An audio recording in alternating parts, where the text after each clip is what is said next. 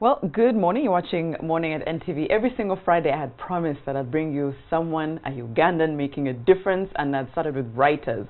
Until I said, wait. There must be some innovations or inventions or something that Ugandans have done that we can highlight. And then someone said, ding, I have someone fantastic just for the job. And actually, I might be the best specimen because I have 4 eyes. So today we're meeting Brenda Katwesije. You are, I'm not sure what to call you, innovator, entrepreneur. Yes. Good morning. Social entrepreneur. Yes. Well, after I read the story, that makes a lot of sense. Yeah. Thank you. Good morning. So I was just looking at this. The list is 30 African innovators who are changing the continent's present and future, and you're on the list. Honored. I'm deeply honored. Yeah. It's. Did you look at it and think they got the wrong person, or yes, of course, it's been a long time coming? I looked at it as. Actually, I knew that it would come out because they reached out to me before to write the story, just to get some facts right.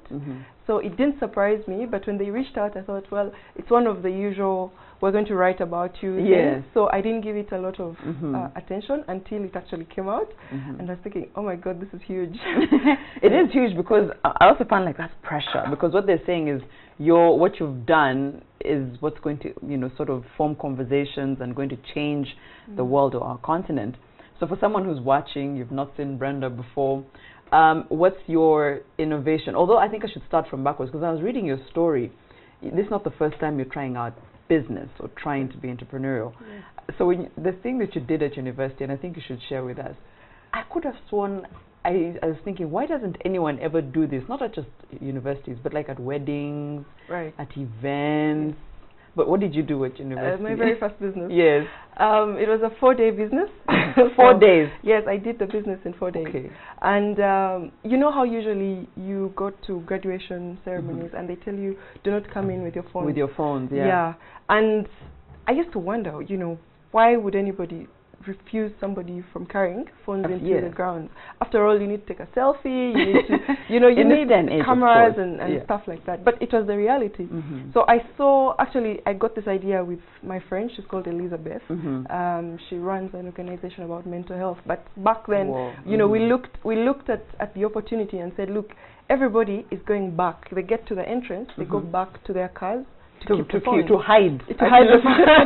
Yeah, because you don't know if it's safe, you don't know if you'll find it, and some people didn't have cars, and you have your parents with you, your guardians. So we realized that we could actually create stalls right outside the entrance, so when they bounce you from the entrance, you go there. Yeah, we keep your phone at a fee, so every phone was 1,000 shillings.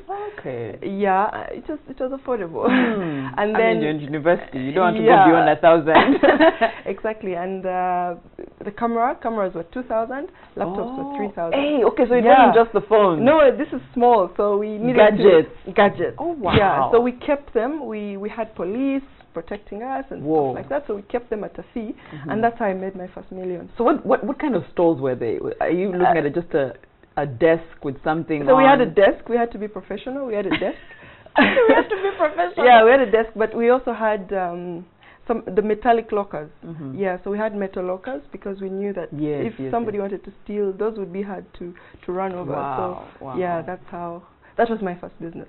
And you made some money in those 4 days? I made some money. Nice. Yeah. Okay, so your innovation, what we're going to talk about, is Wazi Vision. You're the founder of Wazi Vision. Yes.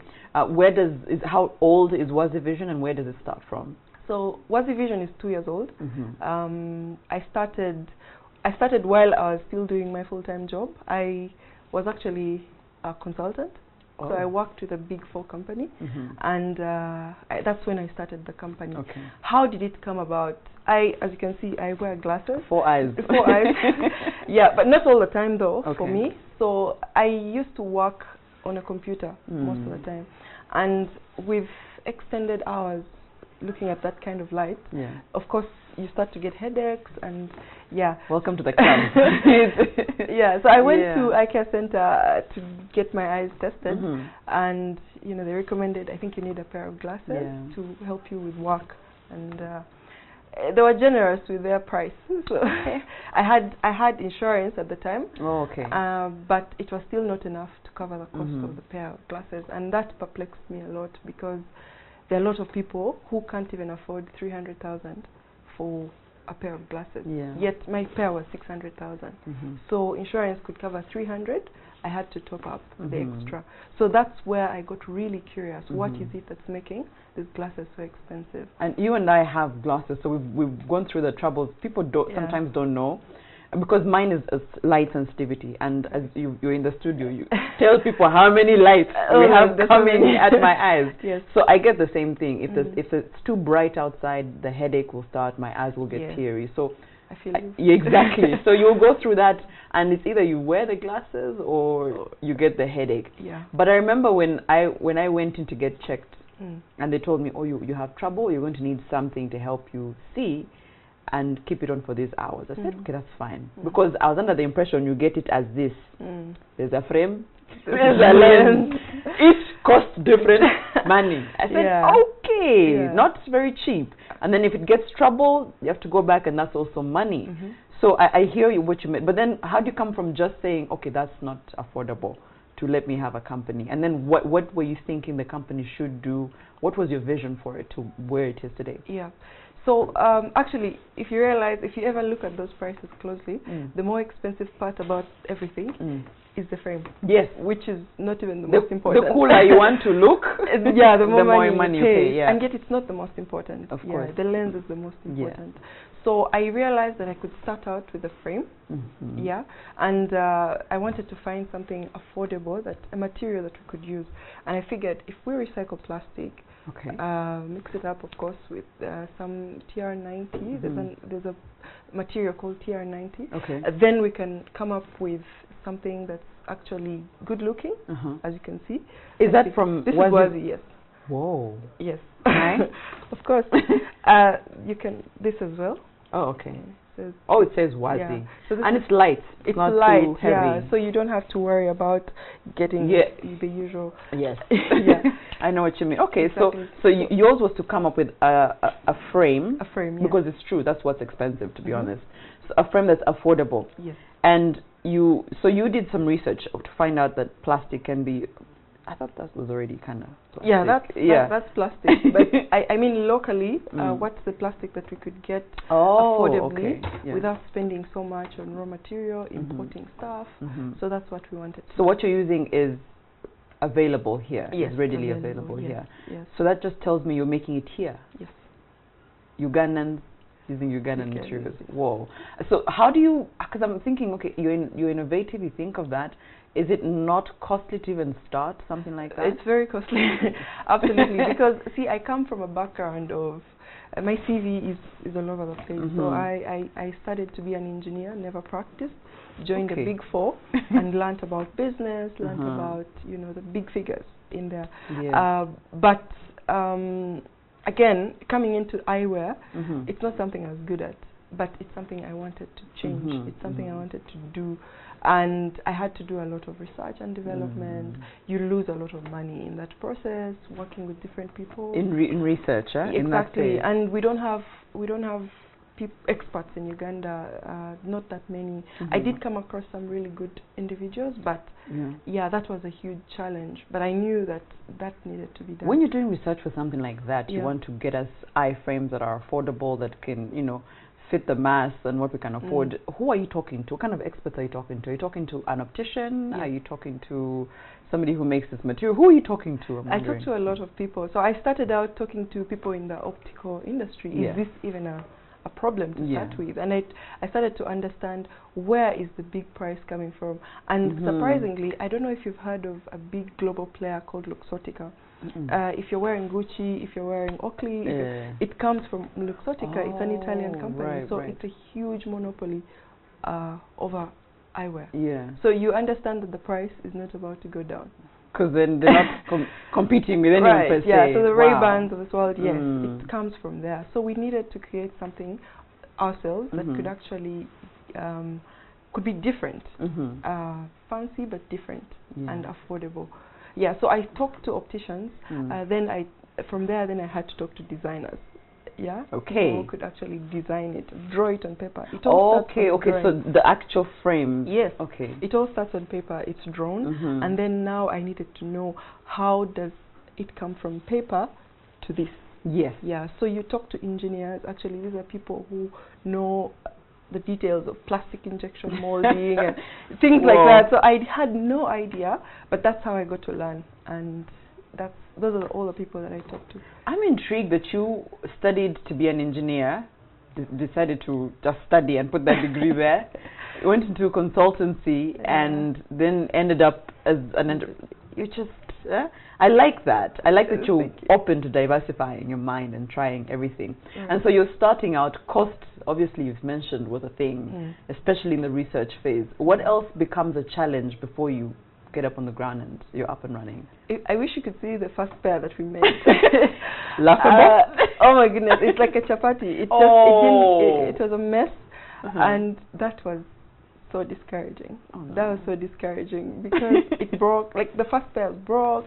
Everything was really messed up. Had you sold them to people, or you were just testing?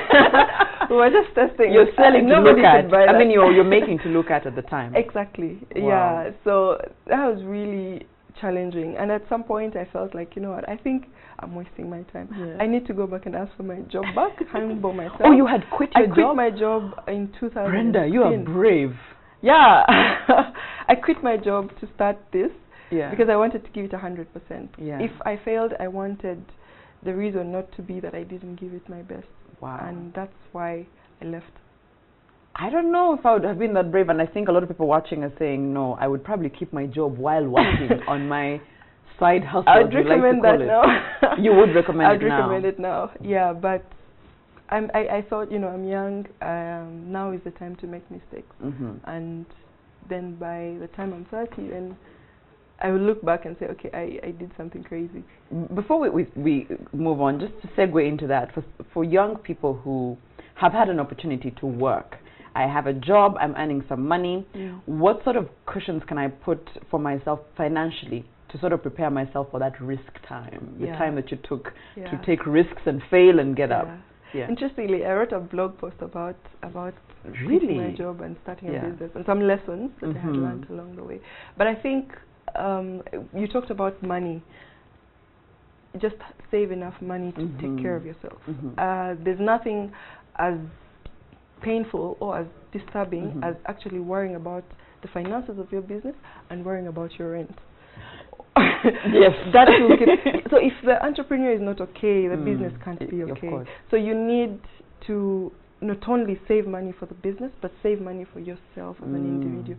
So before you take the leap, pick up enough resources, at least money to push you, give you some leeway, probably six months to a year. Yeah. I think that's enough time for you to start figuring out the revenue. And also, before you quit your job, let your business start making money. You know, some people start side hustle. When it's still on paper. It's still on paper and they quit. That doesn't make any sense. I left when it was still on paper. Oh, so that's why you're telling us. That's what I'm saying. At least let it work out. Lessons learned. Make money, and then when you figure out that, okay, this money, I can make some money here, and I'm making money at work. If there's a balance in there, then you can take the leap. Yeah, so on Take Note, we're talking about innovation for the future, and I have Brenda Katwesije, who is the founder of Wazi Vision. Soon I'll be wearing Wazi, trust me, because I'm happy that, you know, this is a Ugandan who decided to these frames that you see, not the lens but the frame, to make it more affordable for you and I. That if you have issues with your eye or any eye issues, you can go and get them at a very affordable price and then just worry about the lens. To be honest, it's made out of plastic. All products and materials here in Uganda. Your team, Ugandan? Yes, all Ugandans. But I have to also let you know that there's something new that we've had a conversation with an organization in Germany called Green Tech Capital, and they hooked us up, I'll say, with a Swiss luxury manufacturer, and they did something really cool with our glasses. So this comes from them, and they don't break. Let me see. Yeah. Too bad you guys can't zoom in. Too bad, but yeah. So it's like kind of not foldable-ish. Yes. So you can. I mean, if you break, you can't break them. If you. I think this is like dedicated to me. I'm very careless with my glasses. Yeah. Because I would and that sits on very easily. Yes. Is it meant to be that way? It doesn't cripple, crackle, because that's what mine do. that. Yeah, exactly. The material is soft. It's good. Yeah. Okay. Okay. So this is the first that they have made, the Swiss company. Yeah. Yeah. So they want to give back. They want to work with an organization that's actually impacting lives. So they're amazing, as you can see. So I don't get that. So this is made for Wazi, or this is one of their prototypes? Oh. Particularly for Wazi. So it's designed here and then made there. Okay. So they have, the hinge is theirs. It's a really incredible hinge. So everything about it is not made here, but I think it's a fantastic product. Okay, so what was the point of sort of is it partnership or relationship that you're having with this company? It was, they're already in this business, right? They're already in the business. They're already in the business. Yes. So what they want to do is what? Give back to a company. Yeah, because it's a luxury brand. Yeah. And all their glasses are... This is like CSR for them, eh? This is, oh gosh, guys. But it's still we will get to those budgets. We will get to those budgets someday. So tell me, when you put out the product from the chapati phase, when now you have a real product that you're saying, these frames I can work with, these I can put out. How do you even like make it a business now? Are you saying I'm going to price each at X amount of money? I'm going to go to these communities. I mean, where's the business? Yes. So we actually worked backwards. Okay. So I wanted a pair of glasses for 70K. 70,000. 70,000. Or less. I'm regretting how much I spent on my frame. Welcome, welcome. Yes. So that's how we started, and we said we have to keep our costs below. So you set the price. We set the price and worked backwards. Whoa. Because that's how we wanted to make an impact. Okay. And that was a huge challenge, but I think it's something that was worth it. Why 70,000 shillings? Why 70? So it's a figure I came up with in my head, and I said, okay, this person, how much would they afford to pay for glasses? If somebody's earning 300,000 shillings a month, how much would they afford? And with 100K alone. And we're saying average price of frames now can be like 350. It's 350, so like your whole salary and some more. Yeah. So we just worked backwards and then did the math that, okay, can we meet the cost? And then we mark it up. So we actually mark it up, and that's where the business is. We sell at a profit. Oh. Yes. With that 70K? With that 70K. So your frames today are 70,000 shillings? 70,000. Of course, this is a little more different, expensive. Yeah, but 70,000, there's a pair for 100,000 as well. But that's, I think that's the maximum that we have. Okay. Yeah. So do you have stores, or it's a store, or? Yeah, so we have one which doubles as a business. I mean as an office. So we have a display area and then the office side as well. Okay. Yeah. But you're not a doctor, so do you have? Yeah, so we actually don't have a testing license, and most of the time when people come to us, we do have an understanding with somebody that provides the lenses very affordably. Okay. So, but I come with my prescription. Yes, if you have your prescription, then we can fit the lens for you, and we do all that in less than 24 hours. So when you go to an ordinary optical center, they'll tell you come back on Friday if this is Monday. You know, but it's 24 hours, and that's... Oh, yours is 24 hours? 24 hours. So in a day, if you make an order now, yes, by tomorrow morning you'll have your pair of glasses. Really? Yes. Okay. That's that's a good thing. So I was reading that there's an app. Yeah. So we wanted to, because we didn't want to get into the testing, the machines are really expensive. So I was thinking of creating something that you don't need an optometrist to be able to do an eye test. Okay. That's not in the field yet. It's still undergoing a lot of testing. It's not accurate, so we can't rely on it. You're still working? Yeah, we're still working. Okay, so what, if when done with the test and everything, what will the app do for me? So the app will, you won't need to take a walk to eye care center to get. So what we want to do is for you to do an eye test. So is that me looking into, for example, a camera, and then it should be able to tell me, or me reading a few things and taking a few tests? Yes, taking a few tests over the process, and then it sort of analyzes and tells me you've reviewed and you're at 2 out of 10 or 3. Yes, that's what we want to do. Not too bad. Yeah. I mean, to be honest, a lot of innovations in the health sector are going that way. I think there was one I was reading about where you input a few symptoms, and then they'll give you a list and say, this is the possibility, yeah. and this is what you can take for it. Yeah. And aspirin there and one here. I thought, okay, that's yeah. one way to look at it. Yes, so that's brilliant. So your product, you wanted it to be affordable. Yes. Which is already a ching.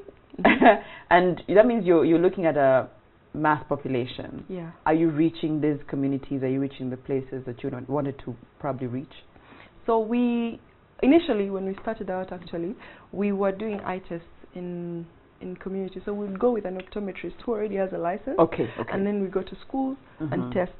And we're going to villages, we're going to slums, we're going to places with, people don't have much. Yeah. But they have eye problems. Clearly, they have eye problems. And the problem, the challenge that we found is really, these are bottom of the pyramid people. Yeah. Not all of them can afford even the 70. Even the 70 might be a problem. Yeah, exactly. it's a big problem. So we came back and said, you know what, we have to rethink our model. Okay. Why not sell? For instance, some pairs are slightly more expensive, like the 100K pair. Yes. And we sell to people like Flavia. She doesn't want to spend so much, but she also wants a good pair. Okay. So we actually also revisited the design to something more conventional, something that someone like you would wear. Okay. And we know that when you pay, a certain percentage of that can contribute to somebody that couldn't afford. Right. And also last year we did a little bit of a fundraising drive where we got some money across the world and actually gave some pairs free to people like that. So that's where we're trying to do the social impact, but still remain afloat. It's a as business. Yeah. Someone would argue and say, I mean, malaria, you can make innovations there because we know the numbers, it's there, it's a problem, government is putting their energy in there. Say, eye care. I don't know if there's that many people with eye-related issues, or anybody who would bother with that.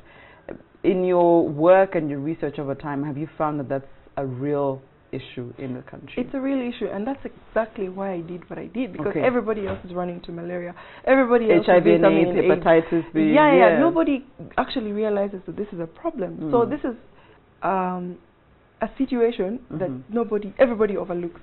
I don't have an eye problem, so everybody should be fine. Yes. But you realize, like, when you go to schools, we actually went to schools, and you see children are struggling. They are struggling in class. And that, for me, I think that's exactly why I did what I did. So people would say, okay, the numbers, 217 million people in the world, blah, blah, blah. But for me, actually, I see, even now in sales, people actually come through.